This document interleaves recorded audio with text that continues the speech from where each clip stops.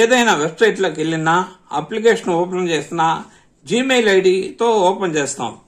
పని అయిపోగానే జీమెయిల్ ఐడిని లాగౌట్ చేయకుండా బయటకు వస్తాం. ఇది చాలా మంది చేసే మిస్టేక్. ఇలా చేయడం వల్ల మీ యొక్క డేటా అప్లికేషన్స్ మరియు యాప్స్ లో అలాగే వెబ్సైట్ లో అక్కడే స్టోర్ అయి ఉంటుంది. మీరు ఎప్పుడైతే లాగౌట్ చేస్తారో అప్పుడు మటుకే వారి వద్ద ఉన్న మీ డేటా అనేది వారి వద్ద ఉండదు.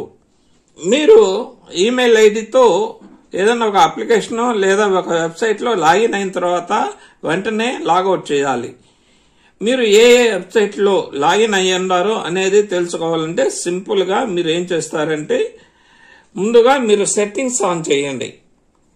సెట్టింగ్స్ ఆన్ చేసిన తర్వాత ఇలా స్క్రోల్ చేస్తే మీకు అడుగున ఇక్కడ చూడండి గూగుల్ అని కనిపిస్తుంది కదా, ఈ గూగుల్ అనే దాన్ని ట్యాప్ చేయండి. గూగుల్ అనే దాన్ని ట్యాప్ చేసిన తర్వాత ఇక్కడ manage your account Google account అని చెప్పి ఉంది కదా, దాన్ని ట్యాప్ చేయండి. ఇలా చేసిన తర్వాత కాస్త పక్కకు అనండి. పక్కకంటే ఇప్పుడు ఇక్కడ చూడండి డేటా అండ్ ప్రైవసీ అని ఉంది కదా, దాన్ని ట్యాప్ చేయండి. చేసిన తర్వాత కాస్త ఈ విధంగా పైకి అనండి. ఈ విధంగా పైకంటే ఈ విధంగా పైకన్న తర్వాత మీకు ఇక్కడ చూడండి third party apps and service అని చెప్పి ఉంది కదా, దీన్ని ట్యాప్ చేయండి.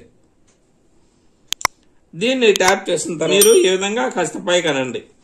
ఇక్కడ పైకంటే మీరు మీ మెయిల్ ఐడితో ఏ వెబ్సైట్ లో కానీ ఆర్ యాప్స్ లో కానీ లాగిన్ అయి ఉంటే మీ ఇక్కడ వాటి డీటెయిల్స్ అనేది చూపిస్తుంది. ఇక్కడ చూసారా, ఒకటి శాంసంగ్, ఒకటి శాంసంగ్, 2 వాట్సాప్ లో ఈమెయిల్ ఐడితో లాగిన్ అయి ఉన్నారన్నమాట.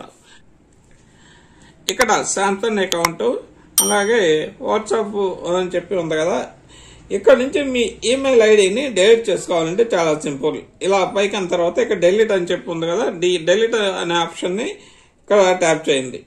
ఇలా ట్యాప్ చేస్తే కన్ఫర్మ్ చేయమంటారా అని చెప్పి అడుగుతుంది. ఈ విధంగా మీరు కన్ఫర్మ్ చేస్తే మీ యొక్క ఈమెయిల్ ఐడి ఆ అప్లికేషన్ నుంచి డెలీట్ అయిపోతుంది, కంప్లీట్ గా డెలీట్ అయిపోతుంది అనమాట.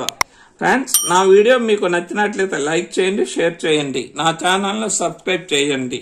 Thank you for watching this video.